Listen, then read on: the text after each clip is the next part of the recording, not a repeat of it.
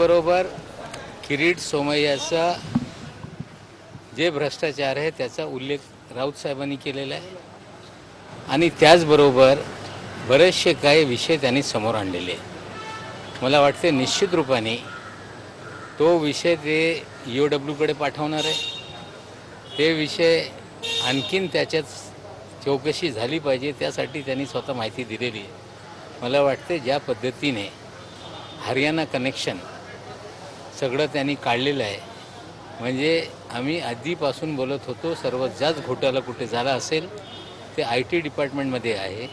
आता त्यांनी सुरुवात केलेली आहे। मला वाटते आणखीन पुढे पुढे ते सगळं विषय कागदपत्र लोकांच्या समोर ठेवतील। सगळ्यात महत्त्वाची बाब तक्रारी करून देखील त्याची दखल घेतली जात नाही असं त्यांचं म्हणणं होतं। नाही, आता EOWकडे ते देणार आहे। जर ED दखल घेत नसतील मग EOWकडे पण तक्रार होऊ शकते।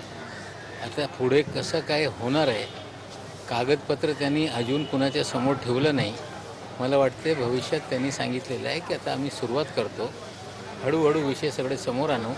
मला वाटते पुढच्या बैठकीत किंवा प्रेस कॉन्फरन्समध्ये ते कागदपत्र लोकांच्या समोर ठेवतील।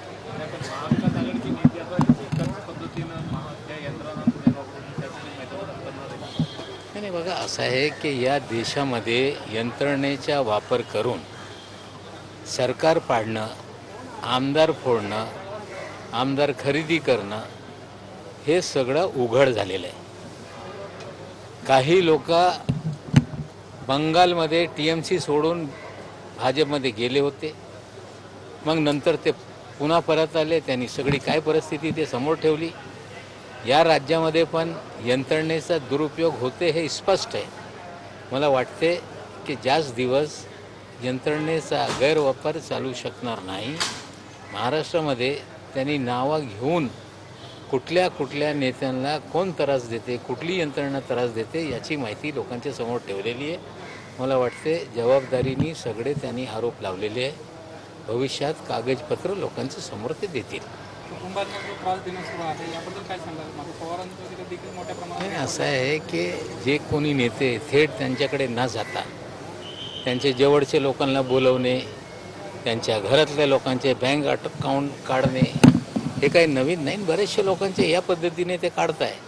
त्यांची इच्छा असते की कुठेतरी हे सगळी कारवाई झाली की नेते घाबरतील, पण आता महाराष्ट्रामध्ये कोणी घाबरणार नाही। राऊत साहेबांनी स्पष्ट केलेलं आहे। बऱ्याचशा नेत्यांना घाबरवण्याचा प्रयत्न सुरू आहे, पण तिन्ही पक्षातला कुठलाही नेता कुठलाही पक्ष घाबरणार नाही। सरकार कितीही त्यांनी प्रयत्न केला ते पाडू शकणार नाही। 5 वर्ष काय 25 वर्ष हा सरकार चालेल।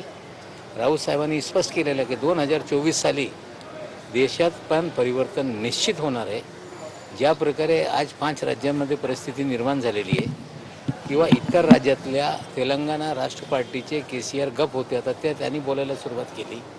आणखीन स्टॅलिन साहेब पण बोलत आहे की आम्ही भेटणार आहोत एकंदरीत, म्हणजे गैर भाजपचे सगळे मुख्यमंत्री आगामी काळामध्ये भेटतील आणि जे हुकुमशाही ही दडपशाही या देशामध्ये चालू आहे त्याला निश्चित रूपाने संयुक्तपणे सगळी लोक उत्तर देतील ही अपेक्षा आहे। या पत्रकार परिषदेतून आणखी एक गोष्ट समोर आली, PMC बँक घोटाळ्यामध्ये ज्यांना आरोप केले होते ते त्याच्यामध्ये आरोप आणि आता त्यांनी सगळं विषय समोर आणलेला आहे।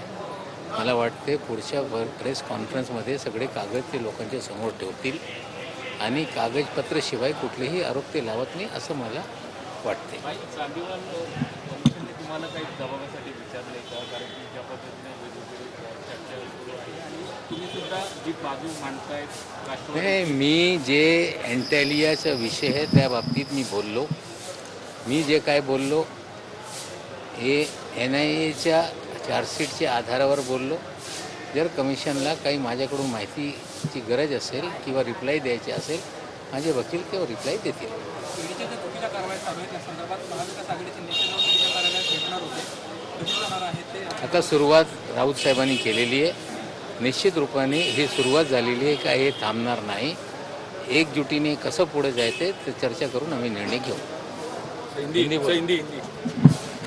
संजय राउत जी ने प्रेस कॉन्फ्रेंस के जरिए बहुत सारे नई चीज़ों का खुलासा करने का काम किया।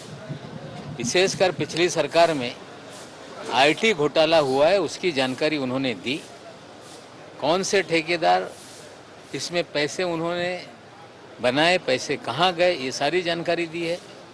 ईडी के जरिए किस तरह से लोगों को डराया जा रहा है उसकी भी जानकारी दी है। ईडी के नाम पे वसूली का धंधा चल रहा है, कौन लोग वसूली कर रहे हैं इसकी भी जानकारी दी है। और ख़ास करके किरीट सोमैया को लेकर एक बड़ा खुलासा उन्होंने किया है। हमें लगता है आगामी दिनों में वे सारे कागज पत्र लोगों के सामने रखेंगे। और ख़ास करके उन्होंने संकेत दिया है कि मैं सारे कागजात ईडी के पास भेज रहा हूँ, ईडी कार्रवाई नहीं करती तो महाराष्ट्र में EOW भी है जो इस तरह से गैर कानूनी तरीके से अगर पैसे का व्यवहार होता है तो निश्चित रूप से उस विभाग के माध्यम से भी इंक्वायरी हो सकती है। उन्होंने संकेत दिया है कि वो सारे कागजात EOW को देंगे। हमें लगता है कि लड़ाई अब सीधे शुरू उन्होंने की है, यहाँ ये रुकने वाला मामला नहीं है।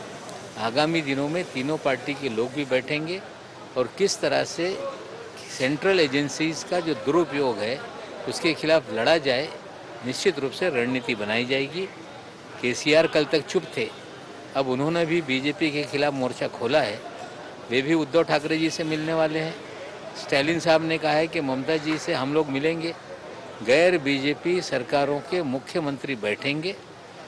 5 राज्यों में जिस तरह की परिस्थिति है निश्चित रूप से बीजेपी हार रही है। 10 मार्च के बाद सभी लोग बैठेंगे, एक पर्याय निर्माण करने का काम करेंगे।